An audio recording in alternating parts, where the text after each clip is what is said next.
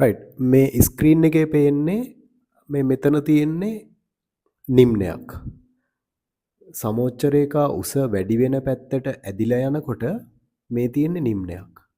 සමෝච්ච රේඛා උස අඩු වෙන පැත්තට ඇදිලා ගියොත් මේ තියෙන්නේ නිරුවක්. මේක තේරුම් ගන්න පුළුවන් සමෝච්ච රේඛාවල විහිදීම අපි සමෝච්ච රේඛා අඳින විදිහට බලන විදිහයි ආයේ ඊට පස්සේ අපි 3D මැප් එකක් වගේ එකක් අරන් බලපුවාම තේරුම් ගන්න පුළුවන්. මේ බලන්නකෝ. මෙතන ඔයාලට පේනවා උස වැඩි වෙන පැත්තට සමෝච්ච රේඛා ඇදිලා යන තැනක්. එතකොට මෙන්න මේක නිම්නයක්. එතන මේ මෙතනින් තියෙන්නේ නිරුවක්.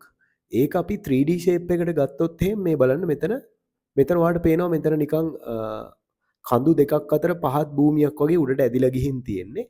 මේක නෙරුව මේ පැත්තට පල්ලෙහාට ඇදිලාවිල්ලා තියෙන්නේ. එතකොට මෙතෙන්ද AB කියලා රේඛාවක් ගහලා ඔයාගෙන් ඇහුවොත් මොකද්ද කියලා මේ තියෙන්නේ නිම්නයක්. එතකොට මෙතෙන්ද ඇහුවොත් එහෙම ඒ තියෙන්නේ නෙරුවක්. සමෝච්ච රේඛා උස අඩු වෙන පැත්තට ඇදිලා ගියොත් නෙරුව නිම්නය මේක. නිම්නය අඳුරගන්න තවත් ලේසි ක්‍රමයක් තියෙනවා. නිම්නයක් ඔස්සේ හැම වෙලාවෙම ගඟක් ගලන්න පුළුවන්.